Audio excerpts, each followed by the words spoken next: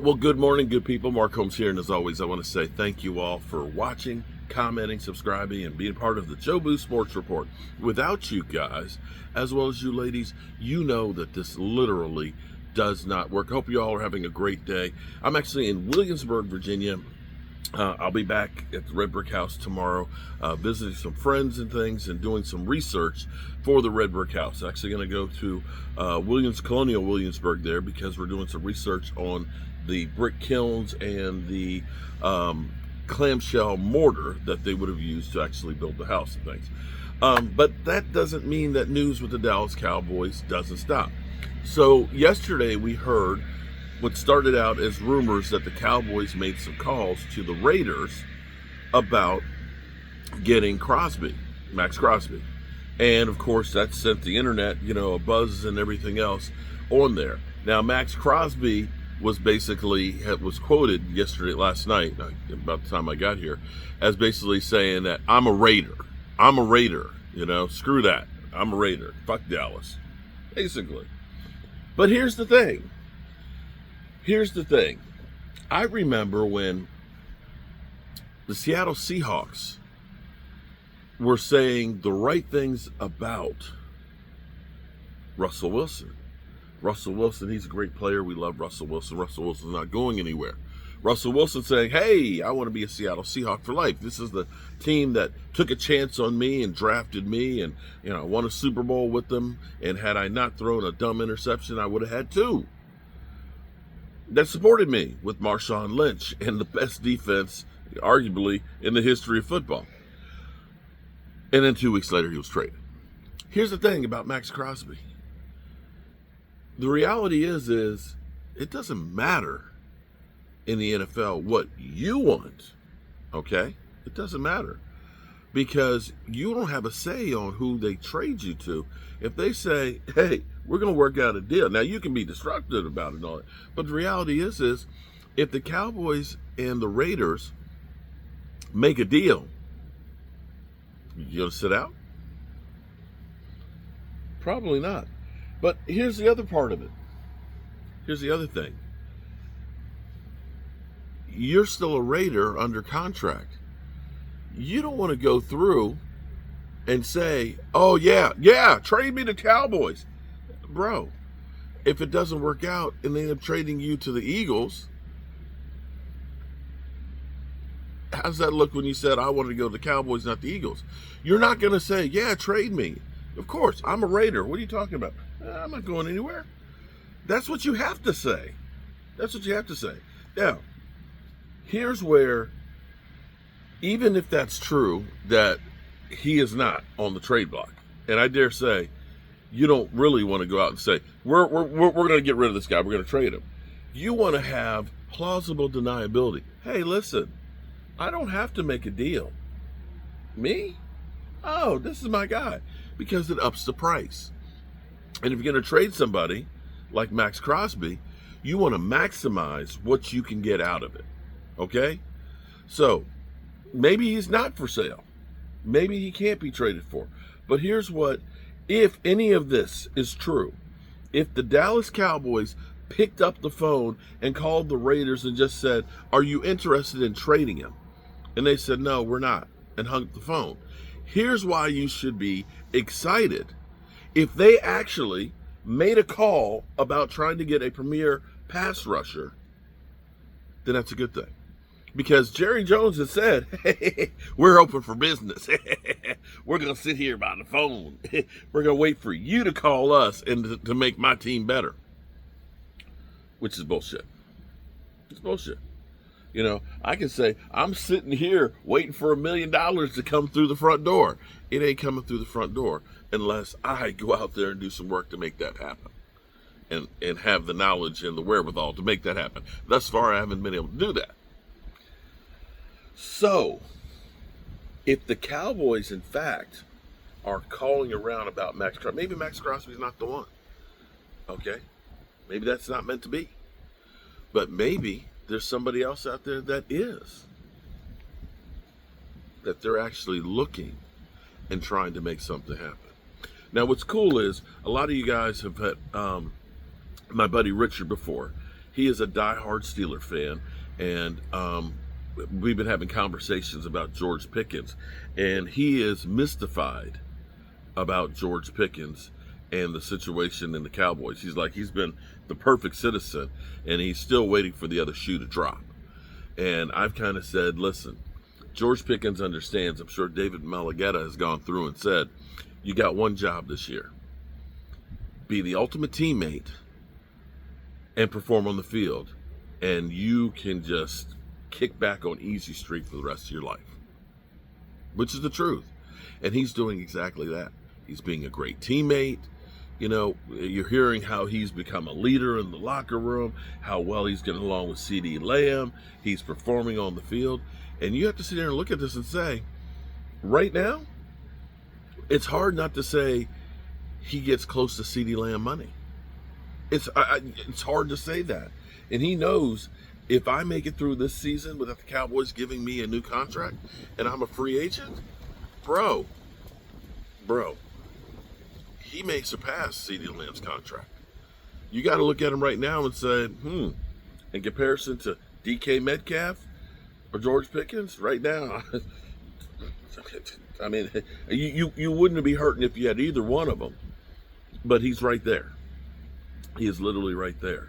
Now, we got some good news that Denver will be a little bit shorthanded because Dre Greenlaw, the suspension is upheld for him going after a referee. So their best linebacker will not be there.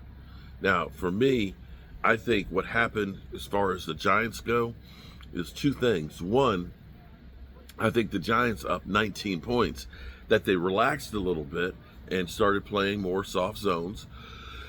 And Denver got a couple of plays going, and then all of a sudden the onslaught happened, and the Giants, being in Mile High, couldn't get their second wind and ended up imploding.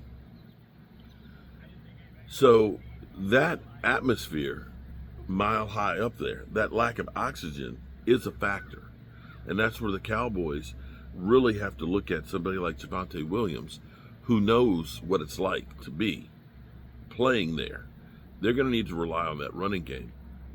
And they're going to need to spread the wealth around like they have been to be successful. They get back out on the field today, and the Cowboys are getting closer and closer to being a completely whole team again, which is great. The fact that the Cowboys have pretty much, this is insane to even think about this in today's NFL.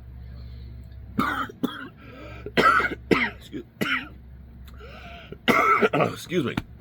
Sorry, it's a little chilly this morning. Okay, I'm okay. This is crazy and may end up being great for the Cowboys going forward. Sometimes you don't change until you're forced to make change, okay? What would have happened had D-Law not been injured Micah Parsons' rookie year? Micah Parsons would have been a linebacker. He would have been a linebacker. But out of desperation, we need somebody on the defensive line as an edge rusher. And they took Micah and put him there. And that made a guy rich. Made him rich. Made him one of the best edge rushers in football. Had a situation not happened, we wouldn't know that he'd be a great edge rusher. Okay. All right. So, having so many injuries with Cooper Beebe, Brock Hoffman actually having to play center on a regular, TJ Bass having to play guard for Tyler Booker, Big Nate playing tackle for Tyler Guyton. You're almost too deep right now on the offensive line. So you can look at the situation and say, we can rotate offensive linemen to give these guys a blow. Bro, where we used to be, we were on a wing and a prayer hoping that Tyron Smith would not miss a play or a game breaking down because we're going to Chaz Green. And all shit would go loose. We lose one player in the offensive line, we're down the toilet. But you're at a point where you're almost too deep in every position on the offensive line. The only position that hasn't missed a game and gets ragged the most is Terrence Steele. But Big Nate can play both sides. So you can actually be able to rotate and reduce some of these plays. And as I was talking with Richard and things and making the argument about the Micah Parsons, people will go through and say with Micah Parsons on the team and things that, your Super Bowl team or your defense is so much better. But the problem is if Micah Parsons takes a game off, he'll have a great game one week and then the next week it's not so much and all of a sudden it's a great game. If you notice, typically Micah Parsons would end up having more 2-game sacks. And then you'd have no game sacks. And all of a sudden 2-game sacks. That you'd have great performances sometimes, and sometimes it just wasn't. And the problem with that is if he's not performing and he's your only guy, then you're screwed on those games. And so collectively, you need to be a better defense. Now, I was saying this is a great exercise because I tried it on Richard. And I said, Richard, if I said to you, I'm going to trade Micah Parsons for Maxx Crosby straight up. And he thought, he was like, he's a little older. I don't know about that. I said, okay. I said, how about I'm going to trade Micah Parsons and I'm going to get Kenny Clark and Maxx Crosby. He said, oh, okay. Yeah, I'd do that. I said, how about I'm going to trade Micah Parsons for Maxx Crosby, Kenny Clark, and $12 million. He's like, yeah, okay. All right, so I said, how about this? If I said Maxx Crosby, Micah Parsons for Maxx Crosby, Kenny Clark, $12 million, and I take my second round pick and I make it a first round pick. I said, because here's what I look at. I say, I've got Micah Parsons up here because he's younger and more explosive, right? I have to look at it and say Maxx Crosby's a little step below. So I don't know that 2 number ones equates. Now, maybe you got to throw in a player. Can we throw in Diggs? Mozzie? Throw in Mozzie. But if you do that, you'd have to look at that and say, that would be an incredible move. If you said Jerry Jones pulled this off, this is how Jerry Jones, where everybody says the Maverick is back. If Jerry Jones wants the Maverick title to be back, if you pull that off like that, that's like the Great Train Robbery. That would be a Howie Vision type move. That would be getting A.J. Brown. That would be getting rid of Carson Wentz and then turning it into A.J. Brown and leading it to a Super Bowl. And that would be one of those moves that maybe Jerry Jones then could go in and say, you wanted to ask if somebody else would want me for the GM. All of a sudden, plausible deniability of people would look and say, damn, that was one hell of a move there. And quite frankly, for the Raiders, it might not be the worst thing in the world. Give some cap space, give some picks that they can use for Pete Carroll to try and build the team the way he wants it. And here's the thing about football, and the argument I was having with Richard, or discussion is, when you look at T.J. Watt, when you look at Maxx Crosby, when you look at Myles Garrett, you look at Trey Henderson. Well, no, Trey's got some. No, I'm sorry, take him out of the equation. But when you look at and Micah Parsons, when you look at most of the teams that have the highest paid edge rushers, they're not winning playoff games. It's defenses that are good across the board. It's not just one guy. And that's the problem of $47 million for that one guy. Yeah, you don't have to worry about getting somebody else, but you can't go through. And so you have to almost look at this from a standpoint of saying, am I better off paying $47 million for an edge rusher when defenses are completely handicapped against an offense? Am I better suited